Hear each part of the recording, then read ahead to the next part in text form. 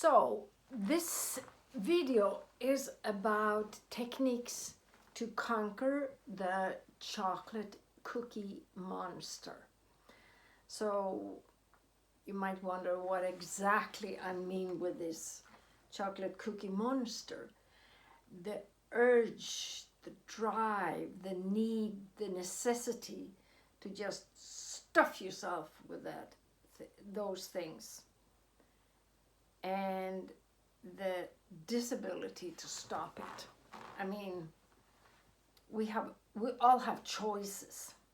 So why do so many people have the urge, the need to eat that stuff, and they feel they are sort of helpless in a situation where they have chocolate in front of them? And I will give you two options.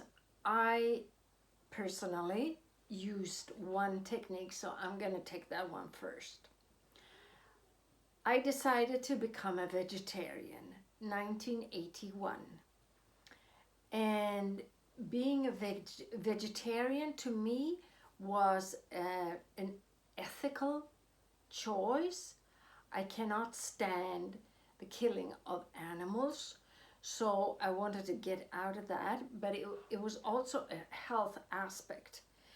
And within that realm comes the urge for me to stay out of white sugar, saccharoses.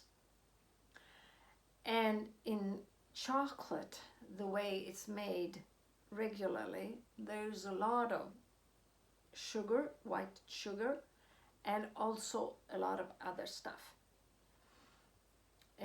I knew that if I continue to eat this stuff, I will be fat and stay fat. Even in my preteens, like I think I was like 12, I realized if I eat a lot of sweets, I'm going to be fat. So I actually stopped for a whole year. I didn't eat any candy whatsoever. And that was a great ability to go through because I made a choice.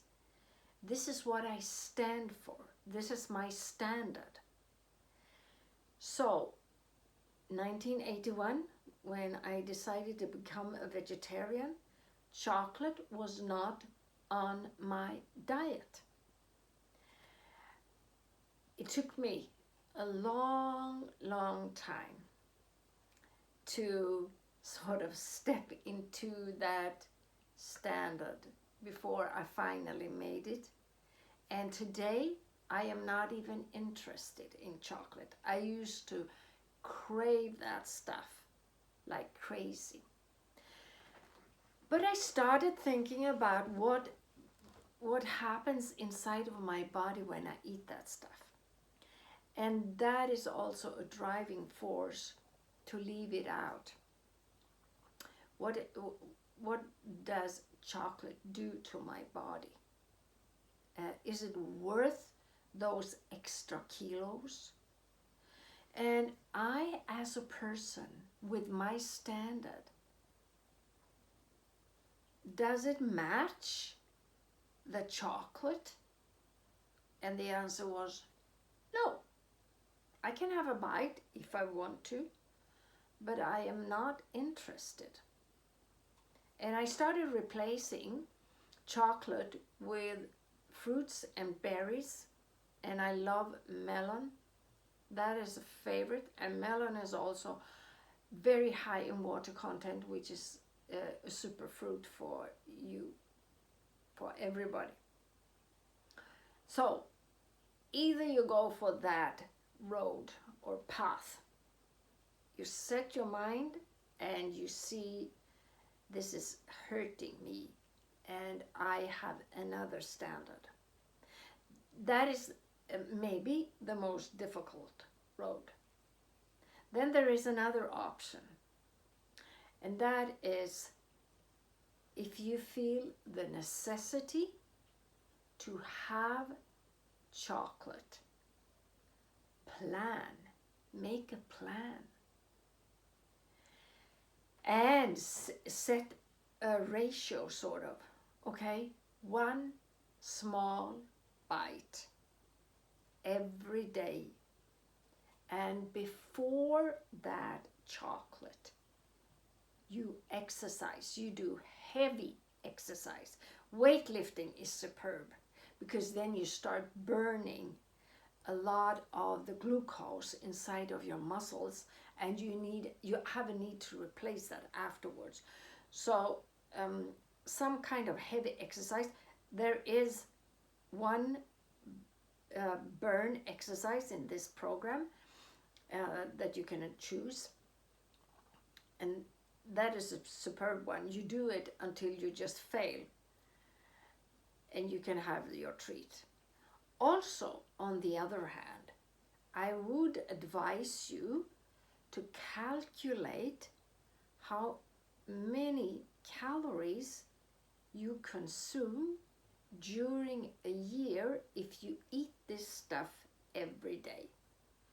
And then translate that into pounds or kilos of fat.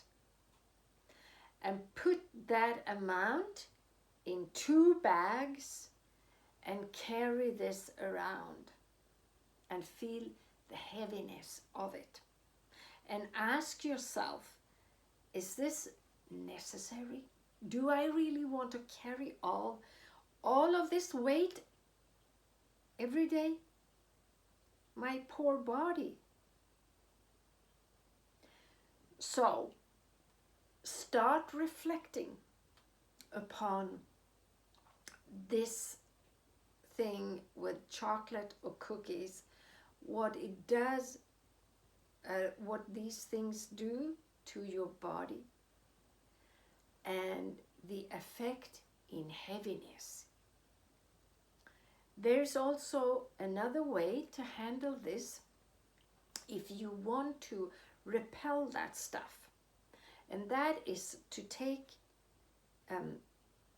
a moment for yourself, sit down and close your eyes and see your favorite chocolate bar or your favorite cookie, candy, whatever it is that you craving so badly. See this in front of you with closed eyes, and then imagine breaking it into 2 pieces and have those little worms coming out of it. You know, when something has been lying in the heat and it has started to grow in a little bit of worms inside of it. It's not very pleasant. See this in front of your eyes, and then see yourself taking that stuff up to your mouth. You will probably repel it, and you need to repeat this over and over again. But finally, you will condition your brain to just repel that stuff immediately, because you don't want to have anything to do with it. So, there are different options depending on